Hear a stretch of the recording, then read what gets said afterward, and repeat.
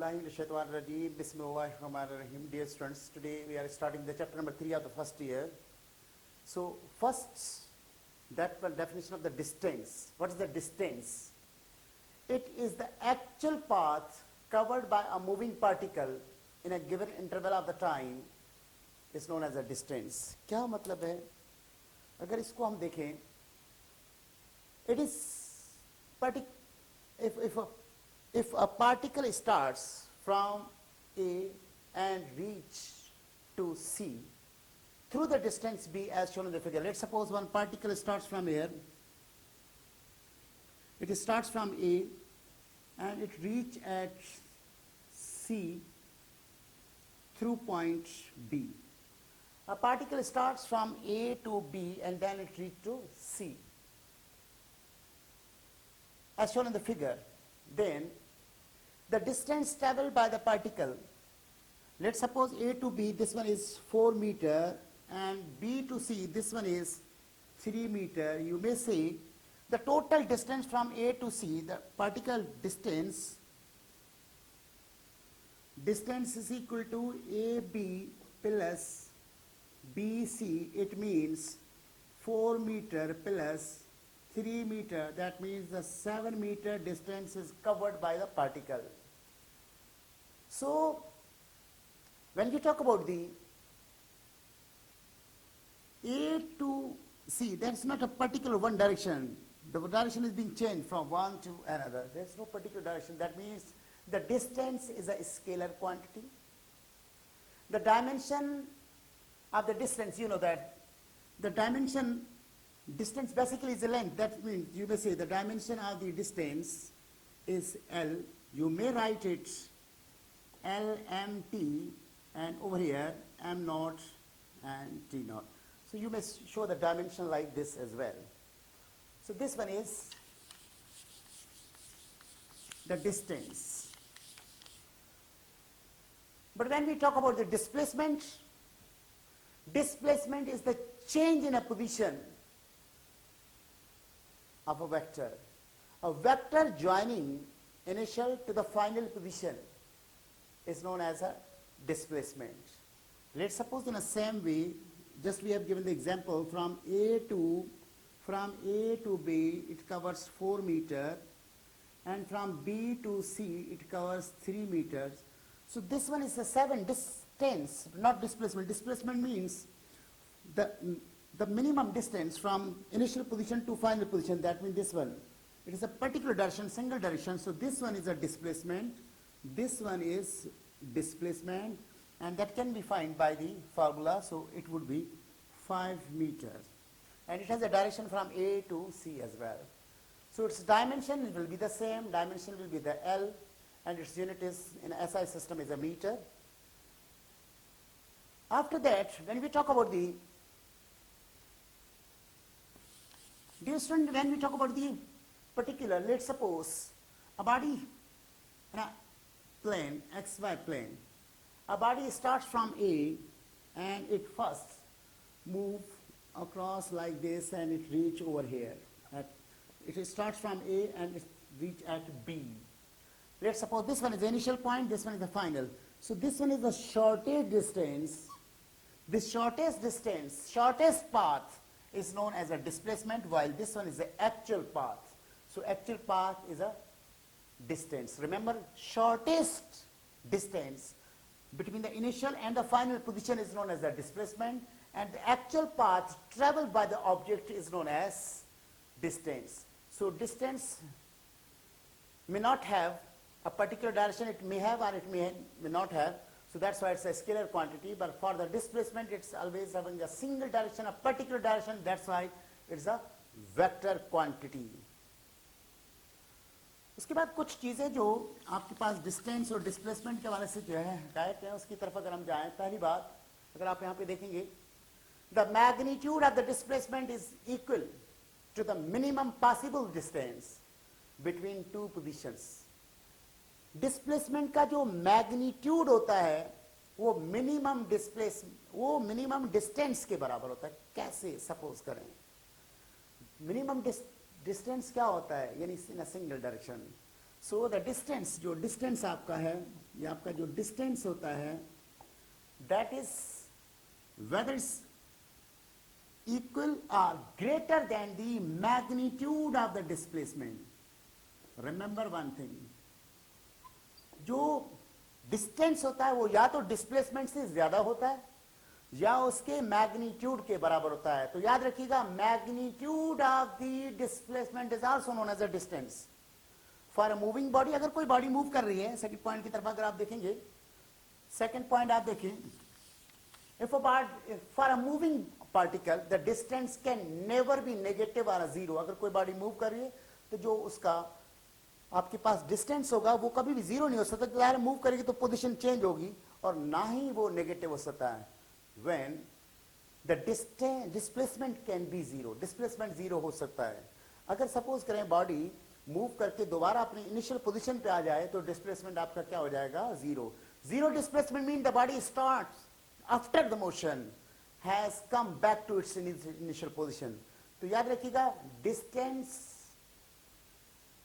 is always, distance of a moving body is always greater than zero, but the displacement may be greater, may be equal or less than zero. So इसी तरह से अगर एक MCQs की तरफ अगर आप देखें, which of the following is a true? Option first क्या लिखा हुआ है? Distance upon displacement is greater और इक्वल टू डिस्प्लेसमेंट.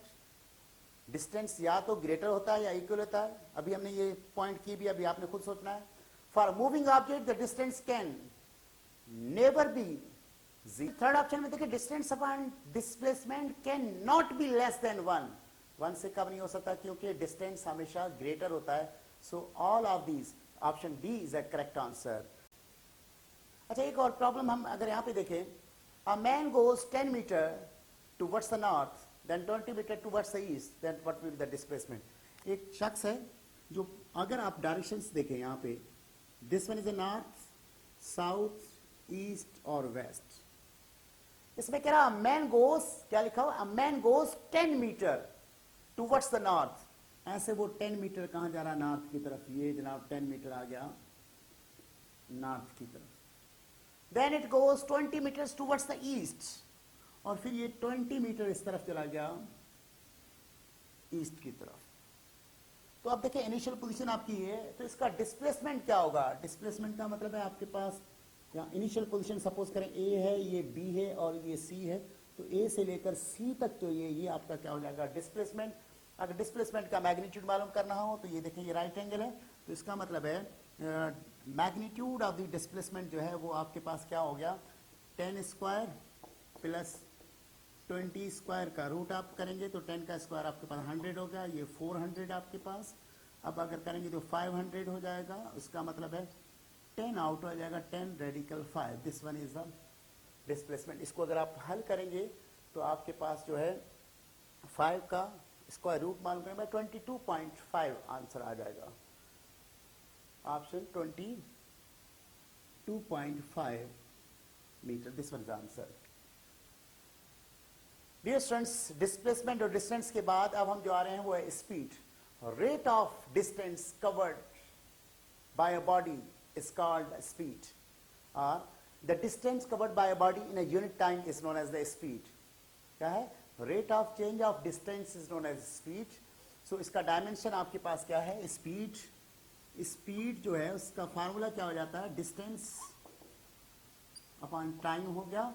इसका मतलब इसका डायमेंशन ऑफ स्पीड जो है वो आपके पास क्या हो जाएगा? डायमेंशन आपके पास देखिए ना, डिस्टेंस का यूनिट क्या है? एल, और यहाँ पे टी इनवर्स हो गया. एम नहीं है, एम नॉट लिख सकते हैं, या ना भी लिखें तब भी आपके पास करेक्ट आंसर है. और यूनिट इसके क्या होता है? एसआई सिस्टम में मीटर पर सेकंड है, सेंटीमीटर पर सेकंड भी हो सकता है, सीजीएस में फीट पर सेकंड भी हो सकता है, एफपीएस सिस्टम में. So this one is the speed. उसके बाद है वेलोसिटी. वेलोसिटी की बात करें, the distance travel by a body in a unit time in a particular definition in a particular direction is known as velocity. Velocity की बात करें तो इसकी 2-3 तरह से हम डेफिनेशंस कर सकते हैं. The distance traveled by a body in a unit time is called, in a particular direction is called velocity. या आप कह सकते हैं rate of change of displacement is known as velocity. Velocity और speed में फर्क क्या था? वहां पे distance था, यहाँ पे क्या है? Displacement है. It has a particular direction. इसका मतलब ये क्या है? आपके पास एक vector quantity है. या आप कह सकते हैं rate of change of displacement is called velocity. Its unit in SI system is meter per second. Dimension वही है जो speed का dimension है. If a body travels a distance in a 1 second in a particular direction, that's known as the velocity. Velocity का formula क्या है? V is equal to S upon T. So velocity के बाद अगर average velocity की बात करें, the total displacement divided by the total time taken by a body is known as average velocity. या आप दूसरे वर्ड्स में ऐसे भी कह सकते हैं, if the change in a displacement is delta s and change in a time is delta t, then the velocity is known as average. ये दोनों ही फार्मूले हम यूज करते हैं. उसके बाद एवरेज वेलोसिटी के बाद आपके पास आ जाती है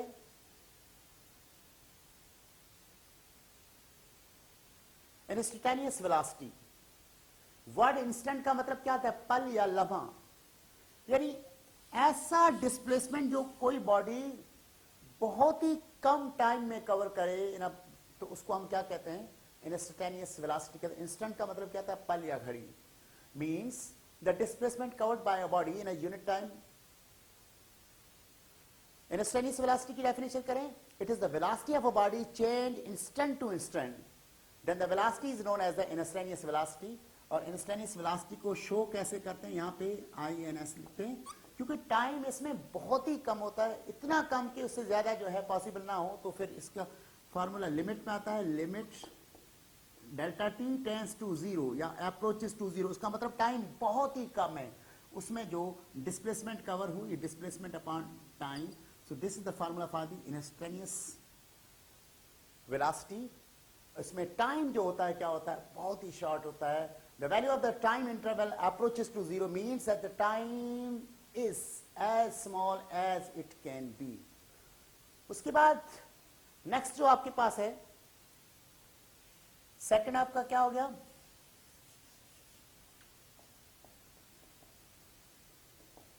इंस्टेंटेनियस वेलोसिटी हमने पढ़ ली.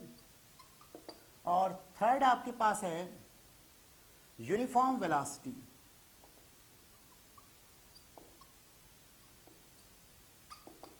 डियर स्टूडेंट्स, अगर आप सपोज करें एक बॉडी यहां से ए से स्टार्ट हो रही है, बी पे जा रही है, ए से बी पे, और 1 सेकंड में 2 मीटर कवर किए. फिर बॉडी ने बी से सी पे गई, फिर 1 सेकंड में 2 मीटर कवर किए. फिर सी से बॉडी डी पे गई और अगेन 1 सेकंड में 2 मीटर. तो आप देख रहे हैं when a body covers the equal displacements in an equal time of the interval, such velocity of a body is known as a uniform velocity. और एक और बात, यूनिफॉर्म वेलोसिटी के बाद फोर्थ जो आपके पास है वो है वेरिएबल वेलोसिटी. फोर्थ आपके पास क्या है? वेरिएबल वेलोसिटी, या जिसको हम नॉन यूनिफॉर्म वेलोसिटी भी कहते हैं. लेट सपोज उसी तरह से अगर एग्जांपल लें, ए से जब बी पे गई 1 सेकंड में उसने 2 मीटर कवर की. फिर जब अगर सेकंड में उसने 3 मीटर कवर कर ली. नेक्स्ट बी सी से जब डी में गई, पहले ए से बी में 2 मीटर कवर किए, फिर बी से सी में 3 मीटर, फिर आपके पास 2 मीटर कर लिए, यानी डिफरेंट डिस्प्लेसमेंट्स कवर किए. When a body covers the different displacement in a same time of the interval, then the body said to be in a variable velocity. याद रखिएगा, या तो डिस्प्लेसमेंट अगर डिफरेंट लोगे तो टाइम इंटरवल सेम होगा, और अगर आपके डिस्प्लेसमेंट सेम है तो टाइम अगर चेंज है तब भी उसको हम क्या कहेंगे? नॉन यूनिफॉर्म या वेरिएबल वेलोसिटी कहेंगे. So that was the fourth type. Velocity के टाइप के बाद देखें एक्सेलरेशन क्या है. When a body moves in a variable velocity then the acceleration is produced. या आप कह सकते हैं rate of change of the velocity is called acceleration. तो अब हमारा टॉपिक क्या है? एक्सेलरेशन. एक्सेलरेशन क्या है? Rate of change of velocity means delta v upon delta t that's equal to acceleration. So acceleration is also a vector quantity. So यहां पे अगर आप देखेंगे if the velocity is changed by delta v in a time interval is delta t, then delta v upon delta t is known as acceleration. ये क्या है? एक vector quantity है और इसका ऐसा यूनिट क्या है? मीटर पर सेकंड स्क्वायर है और इसका डायमेंशन आपके पास क्या है? एल टी पावर -2 है, या आप इसको अगर पूरे फॉर्म में लिखना चाहें तो एल एम टी करके, एल है आपके पास, एम मौजूद नहीं है, -2. This one is the dimension of acceleration. Acceleration के टाइप्स की तरफ अगर हम जाएं, डिस्टेंस एक्सेलरेशन के टाइप्स की तरफ जाएं तो पहला है एवरेज. फर्स्ट है एवरेज एक्सेलरेशन.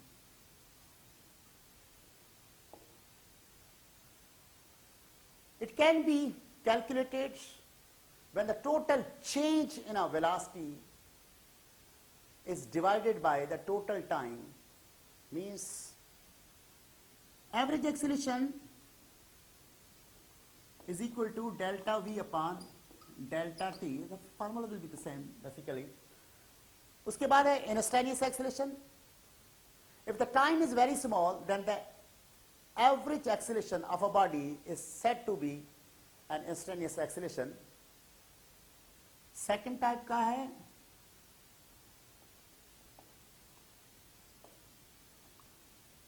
instantaneous acceleration.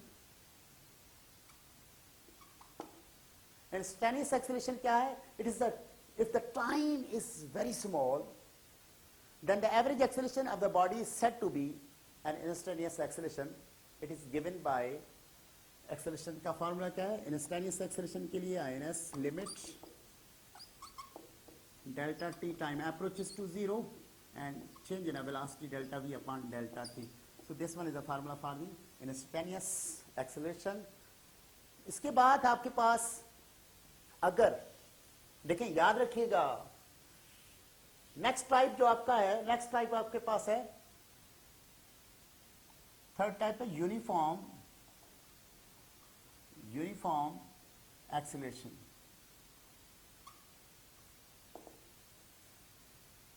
देखिए, एक्सेलरेशन प्रोड्यूस होता है जब वेलोसिटी में चेंज आए. when the change in a velocity is a uniform, या आप कह सकते हैं कि जब किसी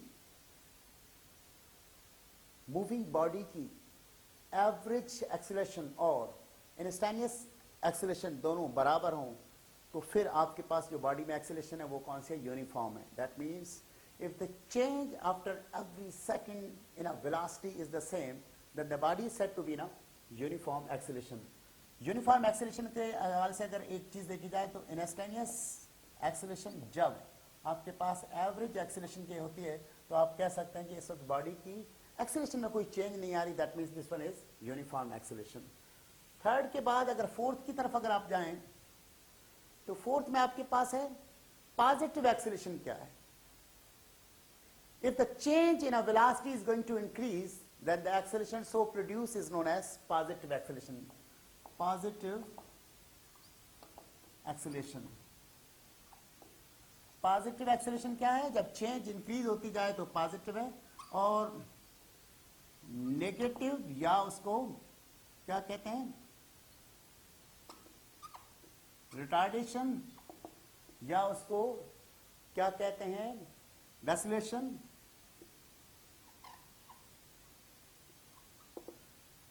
जब change in velocity is going, जो डिक्रीज होती जाए, जब वेलोसिटी में चेंज डिक्रीज होती जाए तो that's known as a negative acceleration या रिटार्डेशन, या इसको डेसिलेशन भी कहते हैं. So that was the types of the acceleration. Students, आमतौर पे हमारे पास जो है सिंटी टेस्ट के हवाले से कुछ एमसीक्यूज आ जाते हैं जिसमें एवरेज स्पीड मालूम करने के हवाले से होता है. डिफरेंट फार्मूलेस दिए जाते हैं. एवरेज स्पीड मालूम करने के लिए क्या था? Total distance divided by the total time. तो ये जो है एवरेज स्पीड कैलकुलेट करने के लिए, एवरेज स्पीड कवर करने के लिए, एवरेज स्पीड किसके बराबर होती है? Total distance divided by total time. अब ये जो आपके पास जो एवरेज स्पीड आती है, ये किस तरह से हम मालूम कर सकते हैं? तो पहला मेथड आप देखें, अगर डिस्टेंसेस सेम दिए जाएं, सपोज करें body covers half of the distance from Hyderabad to Karachi in 1 hour and rest off in 1.5 hour। अब देखिए आप इसमें distance, half of the distance word का है, मैंने क्या कहा, हाफ ऑफ द डिस्टेंस का है, टाइम इज नॉट इक्वल। इसमें आपने क्या कहा, पहली कंडीशन क्या है, when s1 is equal to s2, अगर डिस्टेंस बराबर दिया जाए और time t1 is not equal to t2। if the time interval is not equal but the distance is same, then the formula for the average velocity is equal to 2v1 v2 upon v1 plus v2। Average speed भी कह सकते हैं क्योंकि magnitude of the velocity जो है किसके बराबर होता है, याद रखना। क्या कहा मैंने, हाफ ऑफ द डिस्टेंस का दे, यानी डिस्टेंस इक्वल दी जाए। सेकंड, अगर आपके पास s1 is not equal to s2, half of the time का वर्ड कहा जाए, but time t1 is equal to t2, तो फिर आपके पास जो एवरेज स्पीड का फार्मूला या एवरेज वेलोसिटी का जो फार्मूला होगा वो आपके पास क्या बन जाएगा, v1 प्लस v2 अपॉन 2। और अगर इसी तरह से आपके पास नेक्स्ट कंडीशन में if s1 is equal to s2 and t1 is equal to t2, तो फिर आपके पास average speed is always equal to instantaneous speed. That means its motion is uniform, they are moving with a uniform speed. So dear students, इसी चीज को मद्देनजर रखते हुए पहला प्रॉब्लम आप चेक करें, बोर्ड पे क्या लिखा हुआ है, a person moves from Lahore to Islamabad. एक शख्स है जो लाहौर से कहां जा रहा है, Islamabad, with A speed of 60 kilometre per our. जब वो लाहौर से इस्लामाबाद जा रहा है तो उसकी स्पीड कितनी है, 60 kilometre per hour, and returns back to Lahore, और इस्लामाबाद से वापस कहां आ जाता है, लाहौर आता है, at a speed of 40 kilometre per hour. What will be its average speed and average velocity respectively.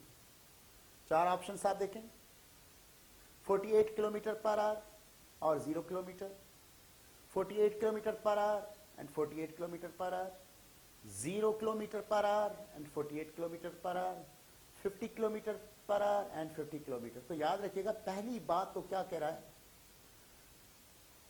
Lahore से इस्लामाबाद गया, जितना डिस्टेंस जाते हुए किया उतना ही डिस्टेंस वापस आने में डिस्टेंस इज द सेम, लेकिन स्पीड क्योंकि चेंज थी तो जाहिर है पहले जब जा रहा था तो 60 किलोमीटर पर ऐसे जा रहा था, इसका मतलब जल्दी पहुंचा होगा, वापसी में स्पीड कम थी तो टाइम चेंज हो गया। इसका मतलब फर्स्ट कंडीशन जो मैंने आपको बताई थी, सबसे पहले तो आप इसकी एवरेज आप देखें, एवरेज स्पीड का फार्मूला हमने किया था 2v1 v2 upon v1 plus v2, ये हमने फार्मूला किया था। तो इसमें अगर आप वैल्यू रखेंगे 2 into 60 into 40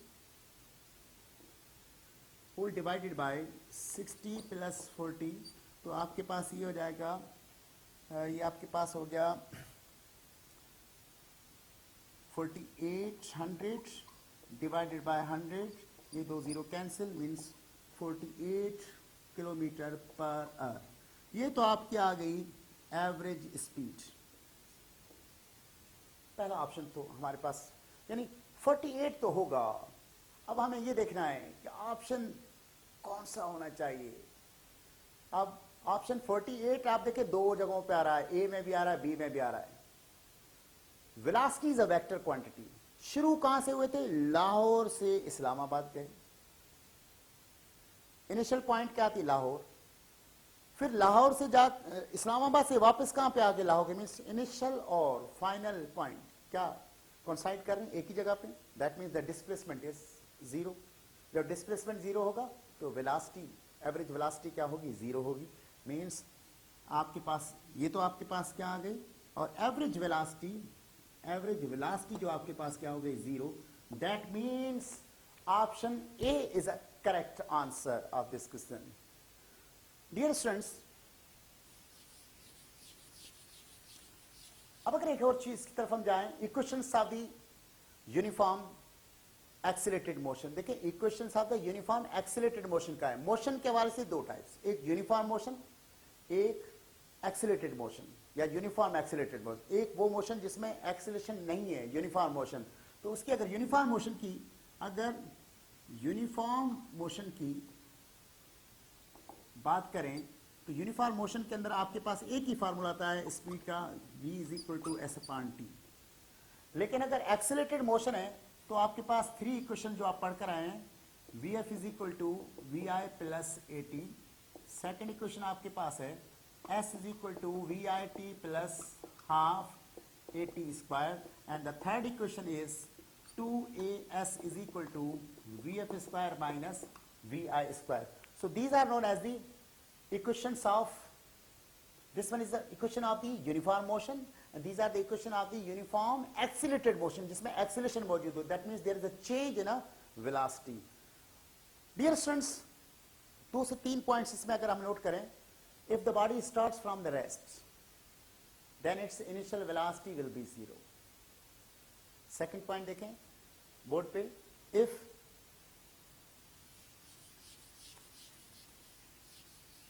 uniform accelerated motion के हाल से, तो 2 से 3 पॉइंट्स ये इंपॉर्टेंट पॉइंट्स है।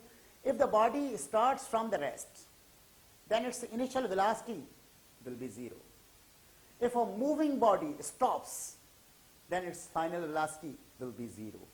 If the body is moving with a uniform velocity then its acceleration will be 0. उसके बाद आता है मोशन अंडर द ग्रेविटी या फ्री फॉल मोशन। जब भी किसी बॉडी को रिलीज किया जाए एटमॉस्फेयर में तो अर्थ उसको अट्रैक्ट करते हैं अपने सेंटर की तरफ।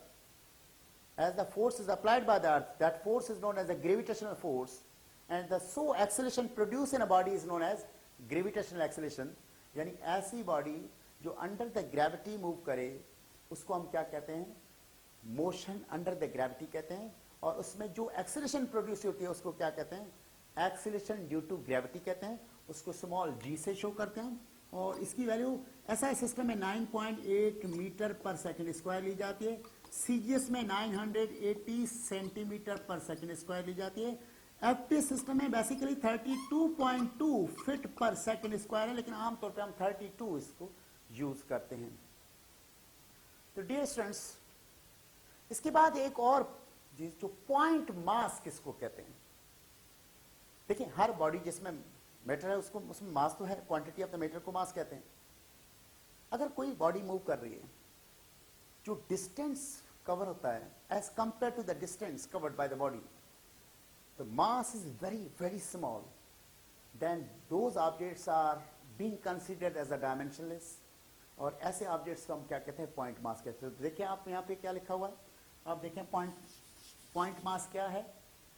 An object can be considered as a point object if during the motion in a given time it covers the distance much greater than its own size. Object with a 0 dimension considered as a point mass. So the point mass is a mathematical concept to simplify the problems only. ये problems को solve करने के वाले से हम use करते हैं। Dear students, next topic आपका है Newton's laws of the motion.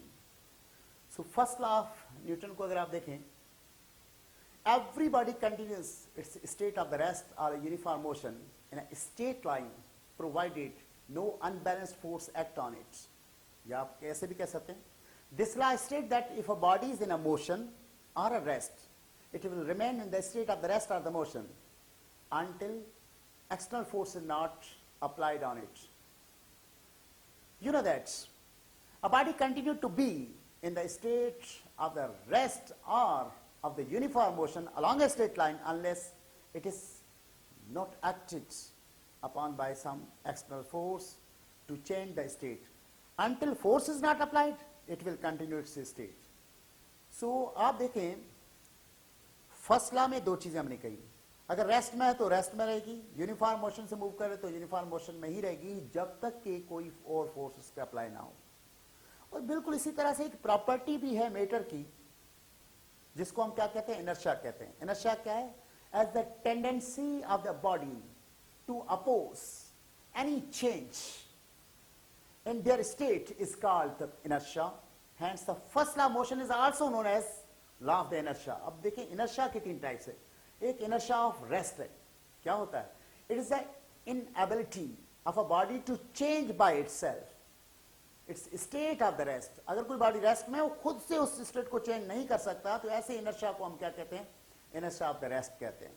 This means a body at rest remains at the rest and cannot start moving by its own. उसके बाद inertia of the motion है, it is the inability of a body to change its state of the uniform motion. Force नहीं apply करेंगे तो अगर body move करे तो move करती रहेगी, तो इसको क्या कहते हैं? inertia of motion कहते हैं। inertia of the direction, its inability of a body to change by itself the direction of the motion. ये अपने मोशन की डायरेक्शन भी खुद से नहीं चेंज कर सकता, एक्सटर्नली फोर्स ही उसकी डायरेक्शन को चेंज कर सकती है। So this is known as inertia of direction. उसके बाद अगर हम सेकंड लॉ की बात करें, ये जो पहला लॉ हमने पढ़ा ये बेसिक हमें कॉन्सेप्ट देता है कि चेंज कैसे लाएं, किससे लाएं? फोर्स से। तो इस फर्स्ट लॉ को हम लॉ ऑफ इनर्शिया भी कहते हैं, लॉ ऑफ फोर्स भी कहते हैं।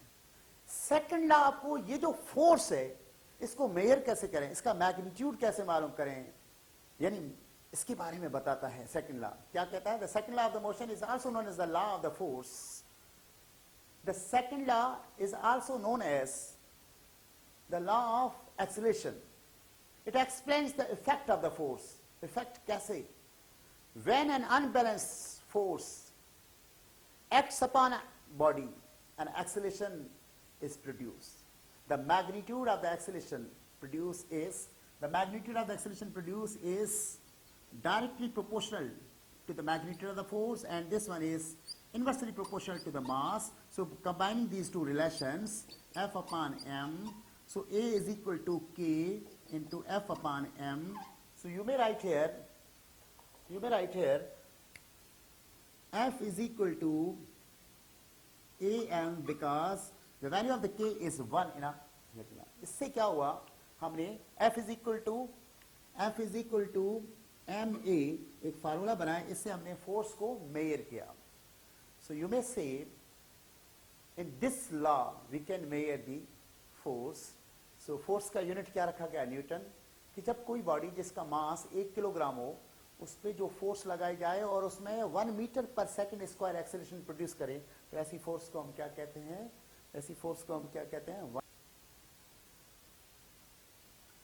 डियर स्टूडेंट्स, अब अगर हम थर्ड लॉ ऑफ मोशन की तरफ जाएं तो बहुत सिंपल सा है। To every action there is always an equal and opposite reaction.